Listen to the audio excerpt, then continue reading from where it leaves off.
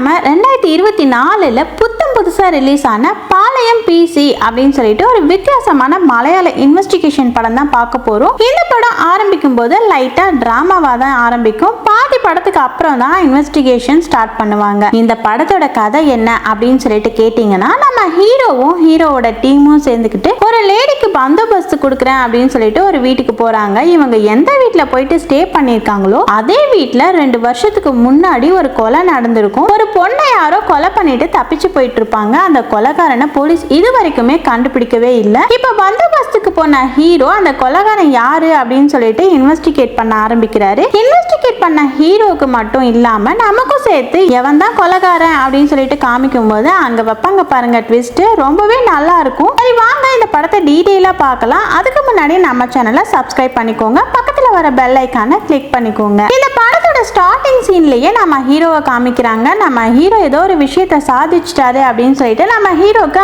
அவார்ட்லாம் கொடுத்துட்டு இருக்காங்க. ஆக்சுவலா அவார்ட் கொடுக்கல, அவார்ட் வாங்குற மாதிரி கனவு கண்டுட்டு இருக்காரு. கனவு கண்டு ஹீரோ கண்ணு முழிக்கும் போது ஸ்டேஷன்ல இருக்க எல்லாருமே செம்மையா கலாய்க்கிறாங்க. நீங்க கனவு கண்டுக்கு அவார்டு வாங்கி ஸ்டேஷன் முழுக்கவே நிரம்பி போயிருக்கு அப்படின்னு சொல்லிட்டு கலாய்க்கிறாங்க. நம்ம ஹீரோ சிரிச்சுக்கிட்டே அமைதியா இருக்காரு. இப்ப அப்படியே அந்த ஸ்டேஷனுக்கு ஒரு கேஸ் ஒண்ணு வருது. ஒருத்தர் வந்துட்டு பாத்தீங்கன்னா தன்னோட பொண்டாட்டியோட போனை தூக்கி போட்டு உடைச்சிடுறாரு. நடு ரோட்ல சண்டை போட்டுட்டு இருக்காங்க. கூட்டிட்டு வந்து விசாரிக்கும் போது நான் காலையில வேலைக்கு போயிடுறேன், நைட்டு தான் வீட்டுக்கு வரேன், இவ வீட்டுல உட்காந்துக்கிட்டு எப்ப பார்த்தாலும் ரீல்ஸ் எடுத்துக்கிட்டே சுத்திக்கிட்டு இருக்கா, ரீல்ஸ் ஷார்ட்ஸ் அப்படின்னு சொல்லிட்டு அதுலயே மூழ்கி கிடக்குறா அப்படின்னு சொல்லும்போது, அதுக்காக ஏன்டா போனை தூக்கி போட்டு உடைக்கிற, உன் கூடவே வேலைக்கு கூட்டிட்டு போ, இல்லைன்னா வேற எங்கேயாச்சும் வேலைக்கு போக சொல்ல வேண்டியதானே அப்படின்னு சொல்லிட்டு கேட்கும்போது, என்னால வேலைக்கெல்லாம் போக முடியாது, எனக்கு ஆஸ்மா ப்ராப்ளம் இருக்கு அப்படின்னு சொல்லிட்டு அந்த பொண்ணு சொல்றா. உனக்கு ஆஸ்மா ப்ராப்ளம் இருக்கு அப்படின்னா வீட்டுல உட்காந்து போனை நோண்டிக்கிட்டு இருப்பியா, அதை விட்டு நீ வேற எங்கேயாச்சும் யோகா கிளாஸ் அந்த மாதிரி எங்கேயாச்சும் போ அப்படின்னு சொல்லிட்டு எஸ்ஐ சொல்லும் போது கண்டிப்பா போறேன் அப்படின்னு சொல்றாங்க.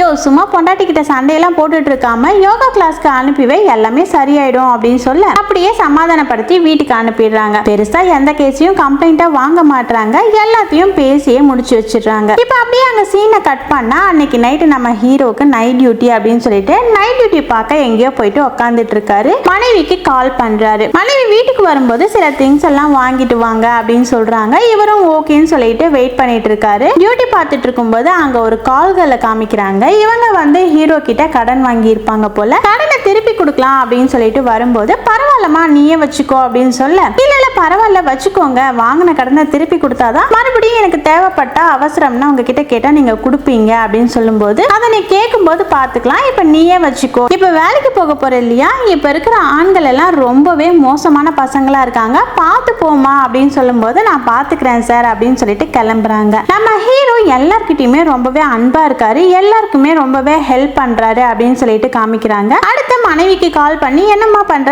சாப்பிட்டியா, பையன் என்ன பண்றான் அப்படின்னு சொல்லிட்டு கேட்கும்போது, நான் சாப்பிட்டு சும்மா வெளியே உட்காந்துட்டு இருக்கேன், பையனும் உட்காந்து படிச்சுட்டு இருக்கான் அப்படின்ற மாதிரி அவங்க சொல்றாங்க. கொஞ்சம் பார்த்து பத்திரமா இரு, நம்ம ஊர் பக்கம் ஏதோ ஒரு களவாணி பையன் இறங்கி இருக்கான் அப்படின்னு சொல்லிட்டு கேள்விப்பட்டேன், கொஞ்சம் உஷாராவே கதவெல்லாம் லாக் பண்ணி வச்சுக்கோ அப்படின்னு சொல்லும்போது, ஏங்க கலாய்க்கிறீங்களா அப்படின்னு சொல்லிட்டு கேட்க, நான் ஏமா உன்னை கலாய்க்க போறேன், உண்மையிலே ஒரு கேங்கே அந்த பக்கம் வந்திருக்காங்களா, நீ வீட்டுக்குள்ள போயிட்டு லாக் பண்ணிக்கோ அப்படின்னு சொல்லும் போது இவங்க பயந்து போய் வீட்டுக்குள்ள போயிட்டு லாக் பண்ணிக்கிறாங்க. நம்ம ஹீரோ சும்மா கலாய்க்க மட்டும் தான் செஞ்சிருப்பாரு. மறுநாள் காலையில நம்ம ஹீரோ வீட்டுக்கு போக மனைவி செம்மையா திட்டுறாங்க. ஏதோ ஒரு களவாணி பையன் ஊருக்குள்ள இறங்கிட்டான் அப்படின்னு சொல்லிட்டீங்க, நைட்டு முழுக்க தூக்கமே வரல, சும்மா இதுக்கப்புறம் விளையாடிட்டுலாம் இருக்காதீங்க அப்படின்னு சொல்லிட்டு கத்திட்டு இருக்காங்க. சரிம்மா இதுக்கப்புறம் இந்த மாதிரிலாம் கலாய்க்க மாட்டேன் அப்படின்னு சொல்லிட்டு பையனை பத்தி கேட்கிறாரு. இப்ப வெளியே போயிட்டு தேங்காய் எல்லாம் உரிக்க ஆரம்பிக்கிறாரு. இப்பதானே வீட்டுக்கு வந்தீங்க, அதுக்குள்ள எதுக்காக போயிட்டு வேலையெல்லாம் பார்த்துட்டு இருக்கீங்க, போய் தூங்குங்க அப்படின்னு சொல்லும்போது, இங்க பாரு நான் மட்டும் கஷ்டப்படல, நீயும் இந்த குடும்பத்துக்காகவும் எங்களுக்காகவும் ரொம்பவே கஷ்டப்படுற, ரா பகலா தூங்காம ரொம்ப கஷ்டப்பட்டுட்டு இருக்க, நீயும் ரெஸ்ட் எடுக்கணும் இல்லையா, அதான் உனக்காக உதவி பண்ணிட்டு இருக்கேன் அப்படின்னு சொல்றாரு. அதுக்கப்புறம் பையனுக்கு இன்னைக்கு லீவு அப்படின்னு சொல்லிட்டு பையன் இவரோட வைஃப் அப்படின்னு சொல்லிட்டு 3 பேரும் கிளம்பி வெளியே போறாங்க. ரொம்பவே ஜாலியா ஸ்பெண்ட் பண்றாங்க. மறுநாள் பையனுக்கு பர்த்டே அப்படின்னு சொல்லிட்டு பர்த்டேவெல்லாம் செமையா செலிப்ரேட் பண்றாங்க. இப்ப அப்படியே அங்க சீனை கட் பண்ணி வாசு அப்படின்னு சொல்லிட்டு ஒரு கேரக்டரை காமிக்கிறாங்க. அவர் இந்த ஊருக்கு புதுசா வந்திருக்காரு போல. ஒரு கடைக்கு வந்து ஹீரோவை பத்தி விசாரிச்சுட்டு இருக்கும்போது ஹீரோ வெளியே போயிருக்காரு. இப்ப பார்க்க முடியாது முடியாது, நீங்க யாருன்னு சொல்லுங்க, நான் கால் பண்ணி இன்ஃபார்ம் பண்றேன் அப்படின்னு சொல்லும்போது, என் பேரு அடிவாரம் வாசு, கால் பண்ணி சொல்லுங்க அப்படின்னு சொல்லும்போது ஒரு நபர் கால் பண்ணி நம்ம ஹீரோக்கு இன்ஃபார்ம் பண்றாரு. இப்போ இந்த வாசு அப்படின்ற பேரை கேட்ட உடனே நம்ம ஹீரோ செமையா ஷாக் ஆகுறாரு. அப்படியே வேர்த்து ஊத்த ஆரம்பிக்குது. வீட்டுக்கு ஒரு மாதிரி சோகமா போகும்போது வைஃப் வந்து என்ன ஆச்சு அப்படின்னு சொல்லிட்டு கேட்க, ஒன்னும் இல்லம்மா ஒர்க் ப்ரெஷர் அப்படின்னு சொல்றாரு. இதே டைம்ல வாசுவே நம்ம ஹீரோக்கு கால் பண்றான். கால் பண்ணி, சார் என்ன உங்களுக்கு ஞாபகம் இருக்கும் அப்படின்னு சொல்லிட்டு நான் நம்புறேன், நீங்க உடனே கிளம்பி பீச்சுக்கு வாங்க, அங்க வச்சு உங்ககிட்ட ஒரு முக்கியமான விஷயம் பேசணும் அப்படின்னு சொல்லும்போது நம்ம ஹீரோ ஒரு ஆட்டோ பிடிச்சி கிளம்புறாரு. போற வழியில என்னாச்சு அப்படின்னு சொல்லிட்டு நமக்கு ஒரு பிளாஷ்பேக் காமிக்கிறாங்க. இந்த வாசுவும் வாசுவோட வைஃப் அண்ட் அவங்களுக்கு ஒரு குழந்தை அப்படின்னு சொல்லிட்டு இவங்க 3 பேரும்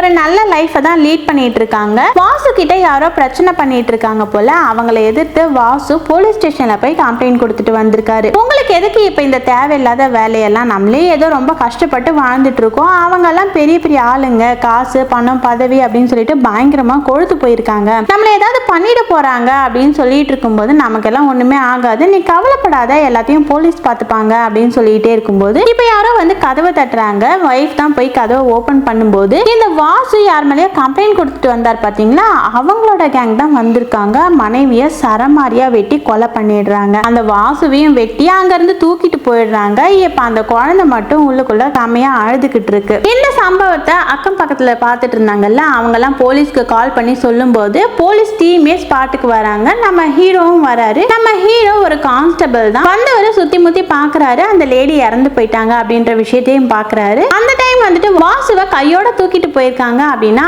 அவனையும் கொலை பண்ணிடுவாங்க அப்படின்னு நினைக்கிறாரு. இப்ப இந்த குழந்தை மட்டும் தனியா இருக்கு அப்படின்ற விஷயத்தை பார்த்து, ஏன் நம்மளே இந்த குழந்தைய தூக்கிட்டு போய் வளர்க்க கூடாது, நமக்கு தான் குழந்தை குட்டியே இல்லையே அப்படின்னு சொல்லிட்டு இந்த ஆண் குழந்தைய தூக்கிட்டு போயிட்டு வளர்க்க ஆரம்பிக்கிறாங்க.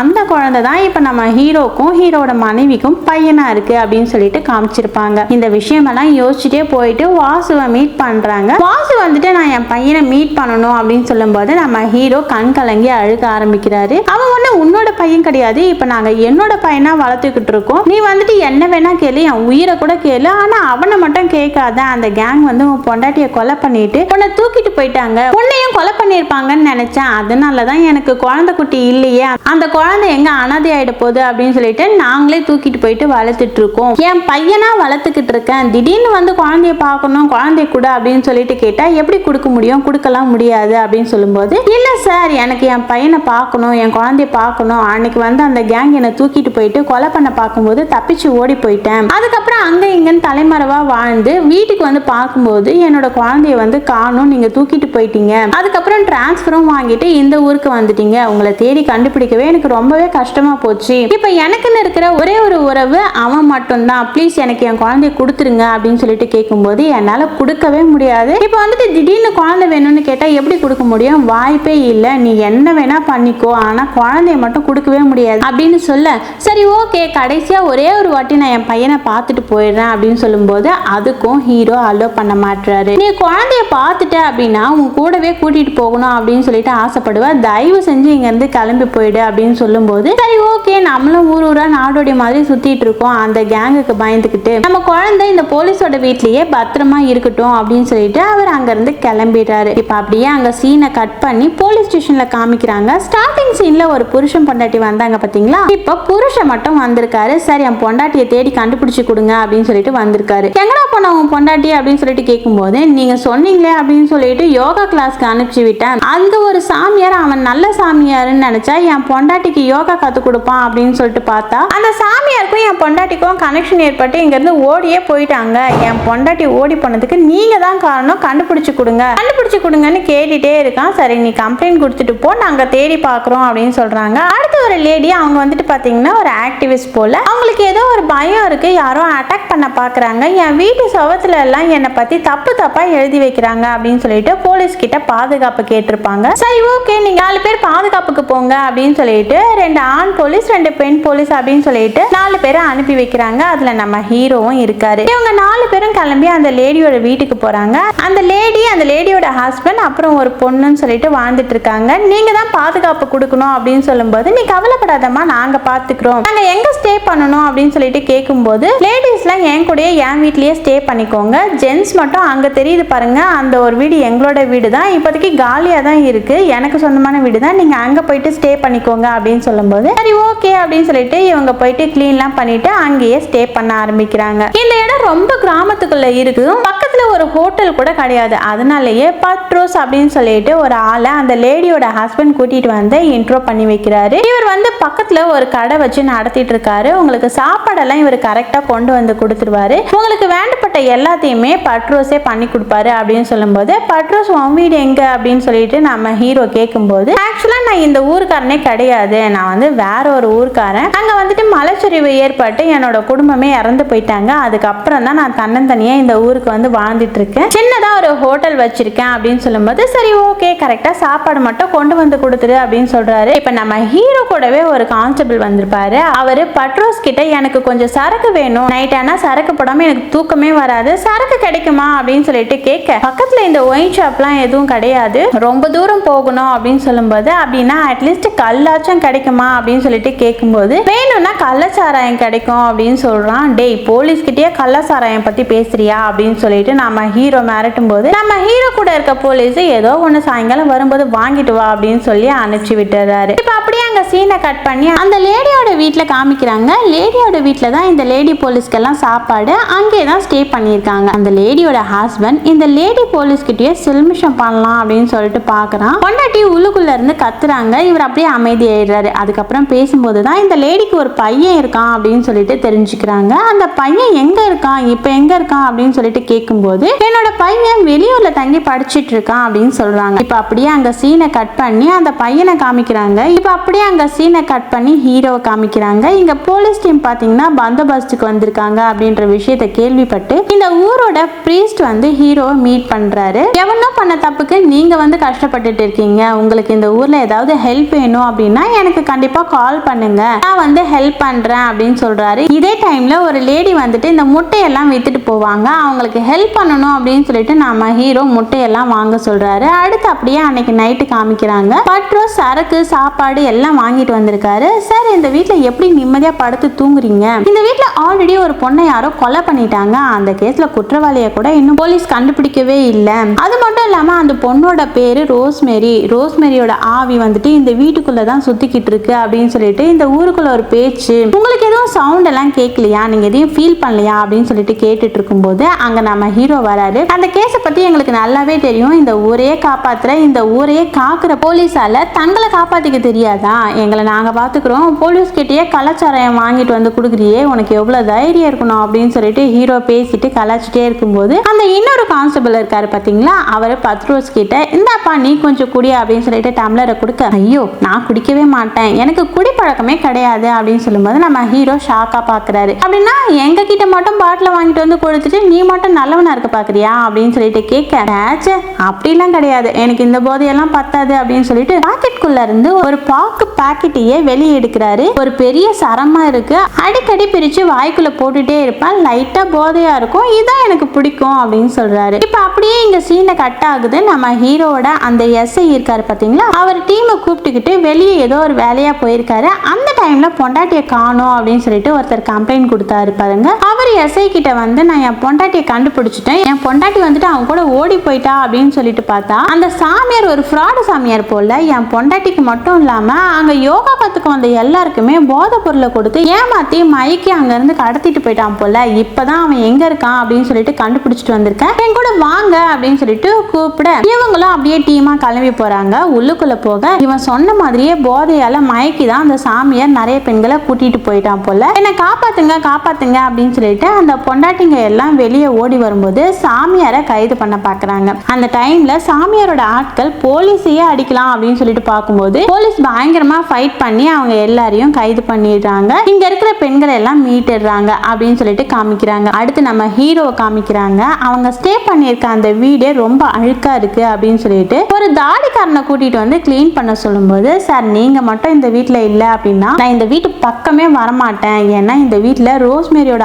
ஆவி இருக்கு, நானே சில டைம்ல இங்க சவுண்ட்லாம் கேட்டிருக்கேன் அப்படின்னு சொல்லும்போது, டே என்னடா சும்மா சும்மா பேயா அப்படின்னு பயந்துகிட்டு இருக்க, நானும் இவரும் இங்க தான் ஸ்டே பண்ணியிருக்கோம், நாங்க எதுவுமே பார்க்கவே இல்லையே, எங்களுக்கு எதுவும் ஃபீல் ஆகவே இல்லையே அப்படின்னு சொல்லிட்டு நம்ம ஹீரோ சொல்லும்போது, உங்களுக்கு கண்டிப்பா ஃபீல் ஆகும், இதுக்கு அப்புறம் தான் ஃபீல் ஆகும், நீங்க அந்த பொண்ணு இறந்து கிடக்கிற விஷயத்த மட்டும் பார்த்துருந்தீங்கன்னா அந்த அளவுக்கு பயங்கரமா இருந்திருக்கும், அந்த பொண்ணை பார்க்கவே வேற ரொம்பவே பாவமா இருந்துச்சு, அநியாயமா அந்த கொலைகாரன் அந்த பொண்ணை கொலை பண்ணிட்டான், அவன் எங்க இருக்கானோ தெரியல, ஆனா இது வரைக்கும் போலீஸால கைது பண்ணவே முடியல அப்படின்னு சொல்லிட்டு புலம்பிட்டு இருக்காரு. அடுத்து நம்ம ஹீரோ கொசுவத்தி வாங்கலாம் அப்படின்னு சொல்லிட்டு கடைக்கு போயிருப்பாரு. கடைக்கு போயிட்டு கொசுவத்தி வாங்கிட்டு இருக்கும்போது ஏதோ ஒரு விஷயத்த நோட் பண்றாரு. இப்ப என்ன நோட் பண்றாரு அப்படின்றத நமக்கு காமிக்க மாட்டாங்க, இதுக்கப்புறமா பின்னாடி கதையில வரும். அதுக்கப்புறம் வீட்டுக்கு வராரு. வீட்டுக்கு வந்துட்டு நம்ம ஹீரோவும் அந்த கான்ஸ்டபிளும் பேசிட்டே இருக்கும்போது நம்ம ஒரு பயங்கரமான கிராமத்துல வந்து மாட்டிக்கிட்டோம், வீட்டுக்கும் போக முடியல, கடைக்கும் போக முடியல, டீ குடிக்கலாம் அப்படின்னு சொல்லிட்டு பார்த்தா டீ கடையை 4 கிலோமீட்டர் தூரத்துல இருக்கு,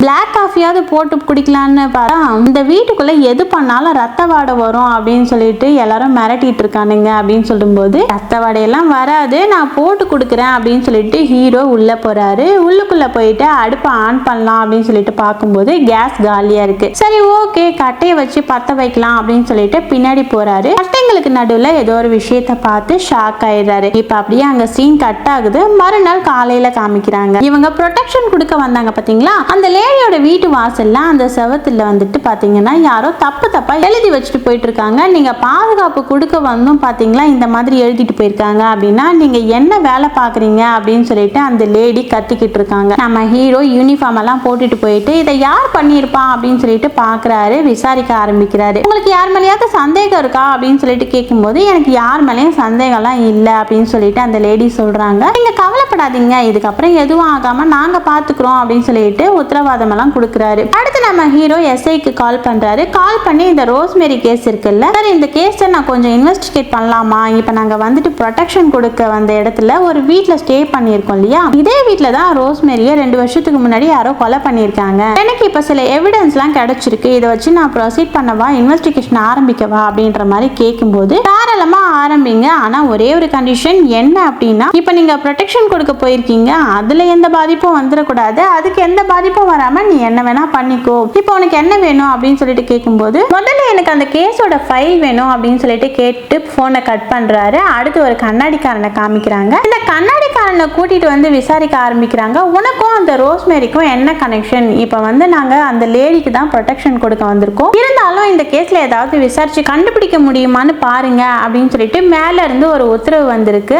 அதன் பேர்ல தான் இந்த இன்வெஸ்டிகேஷன் ஆரம்பிச்சிருக்கோம், உனக்கு இந்த பொண்ணை பத்தி என்ன தெரியுமோ எல்லாமே சொல்லு, இந்த கேஸ்க்கு ரொம்பவே ஹெல்ப்ஃபுல்லா இருக்கும் அப்படின்ற மாதிரி சொல்றாரு. இந்த கேஸ் விஷயமா நான் ரொம்ப பாதிக்கப்பட்டிருக்கேன், ஒரு கட்டத்துல போலீஸும் சரி பொதுமக்களும் சரி நான் தான் அந்த பொண்ணை கொலை பண்ணிட்டேன் அப்படின்னு சொல்லிட்டு சொல்ல ஆரம்பிச்சுட்டாங்க. அதுக்கான காரணம் என்ன அப்படின்னா, நான் அந்த பொண்ணை கல்யாணம் பண்ணிக்கலாம் அப்படின்னு சொல்லிட்டு இருந்தேன், ஆக்சுவலா என்ன ஆச்சுன்னு இவர் கதையை சொல்ல ஆரம்பிக்கிறாரு. ஒரு சர்ச்ல வச்சுதான் ரோஸ்மேரியை மீட் பண்றாரு. ரோஸ்மேரி நல்லாவே பாட்டு பாடுறாங்க, பார்க்கவும் ரொம்பவே அழகா இருக்காங்க அப்படின்னு சொல்லிட்டு ரோஸ்மேரியை பார்த்த உடனே இவருக்கு பிடிச்சி போச்சு. அதுக்கப்புறம் அந்த பொண்ணை ஃபாலோ பண்றாரு, லவ் பண்றாரு, வீட்டுல போயிட்டு பொண்ணு கேட்கிறாரு அப்படின்ற சம்பவம் எல்லாம் நடக்குது. இதுக்கு நடுவுல அந்த லேடியோட பையன் இருக்கான் பாத்தீங்களா, அவன் தன்னோட கேங் கூட உட்காந்துக்கிட்டு இருக்கான். ரோஸ்மேரி நடந்து போகும்போது அந்த பொண்ணு கிட்ட போயிட்டு லைட்டா பிரச்சனை எல்லாம் பண்ற மாதிரி கொஞ்சம் ரொமான்டிக்கா பேசும்போது அந்த பொண்ணு கத்தி விட்டுட்டு அங்க இருந்து கிளம்பிட்டா. இதே டைம்ல இந்த கண்ணாடிக்காரர் ஃபாதர் கிட்ட போயிட்டு பேச ஆரம்பிக்கிறாரு. இந்த மாதிரி எனக்கு அந்த பொண்ணை பிடிச்சிருக்கு, அந்த பொண்ணோட வீட்டுல கொஞ்சம் பேசுங்க அப்படின்னு சொல்லும்போது இவரும் அதுக்கான அரேஞ்ச்மெண்ட்ஸ் எல்லாம் பண்றாரு. முதல்ல போயிட்டு ரோஸ்மேரி கிட்ட பேசி பார்க்கலாம் அப்படின்னு சொல்லிட்டு வந்து அந்த பொண்ணு கிட்ட பேசலாம்னு போக, நீங்க வந்துட்டு என்ன பொண்ணு பார்க்க வந்திருக்கீங்க, என்ன பொண்ணு கிட்ட வந்திருக்கீங்க அப்படின்ற விஷயம் எல்லாம் எனக்கு நல்லாவே தெரியும், நீங்க இந்த ஊர்ல என்னை பத்தி விசாரிக்கும் போது கண்டிப்பா இந்த ஊர்க்காரங்க என்னோட பாஸ்ட பத்தி பேசுவாங்க, அவங்க சொல்றதுக்கு முன்னாடி நானே உங்ககிட்ட சொல்லிடுறேன் அப்படின்னு சொல்லிட்டு இவங்க தன்னோட பாஸ்ட பத்தி பேச ஆரம்பிக்கிறாங்க. கொஞ்சம் வருஷத்துக்கு முன்னாடி இந்த ஊர்ல லாரன்ஸ் அப்படின்னு சொல்லிட்டு ஒருத்தன் இந்த எஸ்டேட்ல மேனேஜரா ஒர்க் பண்ணிட்டு இருக்கான். அவனை தான் வந்து பாத்தீங்கன்னா இந்த பொண்ணு லவ் பண்ணியிருப்பாங்க. இவனும் அந்த பொண்ணும் சேர்ந்துக்கிட்டு ஊர் முழுக்கவே சுத்துறாங்க. இவங்க லவ் மேட்டர் ஒரு நாள் அம்மாவுக்குமே தெரிய வருது. ஒரு நாள் இந்த பொண்ணை வந்து டிராப் பண்ணிட்டு போலாம் அப்படின்னு சொல்லிட்டு வண்டியில கூட்டிட்டு வர இந்த விஷயத்த அம்மா பார்த்துட்டாங்க. அவனும் சமாளிச்சுட்டு எப்படியோ அங்கிருந்து கிளம்பிடுறான். ஆனா அம்மாவுக்கு இந்த பையனை சுத்தமா பிடிக்கவே இல்லை. ஏன்னா இந்த பையன் ஒரு சைக்கோ மாதிரி பயங்கரமான முரடனா இருக்கிறான். எல்லார்கிட்டயும் பிரச்சனை பண்ணிட்டு சுத்திட்டு வந்துட்டு இருப்பான். யார்கிட்டயும் ஒழுங்காவே பேச மாட்டான். இதுல பத்தாக்குறைக்கு இவனுக்கு ஒரு அசிஸ்டன்ட் மாதிரி இருப்பான். அந்த அசிஸ்டன்ட் ஏதோ கேட்பான் அப்படின்னு சொல்லிட்டு அவனையும் அடிச்சு மண்டையை உடைச்சு வச்சிடறான். இதனால அந்த அசிஸ்டன்ட் ஹாஸ்பிட்டலுக்கு போயிட்டு தலையில கட்டெல்லாம் போட்டு அட்மிட் ஆயிருக்காரு. போலீஸ்ல கம்ப்ளைண்ட்டும் கொடுத்து வச்சிடறாரு.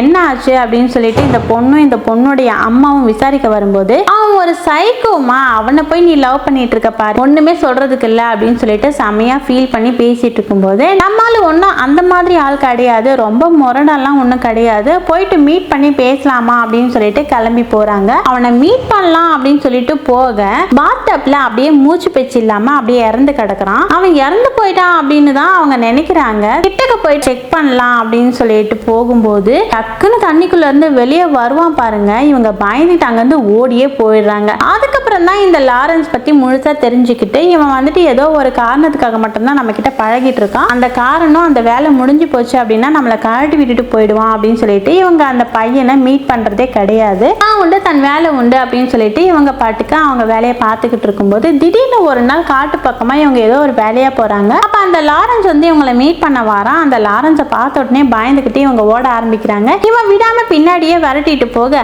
அவங்க தவறி கீழே விழுந்துடுறாங்க. அவங்கள போயிட்டு பிடிச்சி தப்பாலாம் நடந்துக்க பாக்குறான். கிஸ் பண்ணலாம் அப்படின்னு சொல்லிட்டு பார்க்கும்போது இவங்க கையில கிடைச்ச ஒரு கல்லை தூக்கி மண்டையை உடைச்சிட்டு அங்கிருந்து ஓடி வந்துட்டு இருக்காங்க. இந்த விஷயம் தான் ஆச்சு அப்படின்னு சொல்லிட்டு அந்த கண்ணாடிக்காரங்கிட்ட சொல்லிட்டு அழுதுட்டே அங்க இருந்து வீட்டுக்கு போயிடுறாங்க. அதுக்கப்புறம் லாரன்ஸ் இவங்களை பார்க்கவே வரல. இதுக்கு நடுவில் இந்த பொண்ணு தனியா இருக்கா, அம்மா எங்க போனாங்க அப்படின்லாம் இந்த படத்துல காமிக்கவே இல்லை. இப்ப இந்த பொண்ணு தனியா இருக்கும்போது அந்த லேடியோட பையன் இந்த பொண்ணு கிட்ட வந்து தப்பா பேசிக்கிட்டு இருக்கான். அந்த பொண்ணு வெறுப்புல கத்தியை தூக்கி காமிக்கிறான். இதுக்கப்புறமா வந்து தொல்லை பண்ணிட்டு இருந்த அப்படின்னா உன்னை வெட்டிடு வேண்டாம், உன்னை கொலை பண்ணிடு வேண்டாம் அப்படின்லாம் சொல்லிட்டு மிரட்டும் போது என்னை பத்தி தெரியாம பேசிக்கிட்டு இருக்கா, நான் உன்னை என்ன பண்றேன் பாரு அப்படின்னு சொல்லிட்டு அங்க இருந்து கிளம்பி போயிடுறான். இப்ப அப்படியே பிளாஷ்பேக் முடியுது. இதுதான் நடந்துச்சு, இது வரைக்கும் மட்டும்தான் எனக்கு தெரியும். அதுக்கப்புறம் அந்த பொண்ணுக்கு என்னாச்சு, யாரு கொலை பண்ணாங்க அப்படின்ற விஷயம் எல்லாம் வந்து எனக்கு எதுவும் தெரியாது. அதுக்கப்புறம் தான் நான் ரொம்ப கஷ்டமெல்லாம் அனுபவிச்சேன் அப்படின்னு சொல்லி சரி ஓகே நீ கிளம்பி போ, ஏதாவது உதவி வேணும்னா நான் கால் பண்றேன் அப்படின்னு சொல்லிட்டு அனுப்பிச்சு விட்டுறாரு. அதுக்கப்புறம் நம்ம ஹீரோ அந்த லாரன்ஸ் ஒருத்தரோட மண்டையை உடைச்சாரு பாத்தீங்களா, அவரை போயிட்டு விசாரிக்க ஆரம்பிக்கிறாரு. அந்த சம்பவத்துக்கு அப்புறமா லாரன்ஸை நீங்க எப்பயாச்சும் பாத்தீங்களா அப்படின்னு சொல்லிட்டு கேட்கும்போது இல்ல சார், நான் கம்ப்ளைண்ட் கொடுத்ததுக்கு அப்புறமா போலீஸ் அவனை தேடி போனாங்க,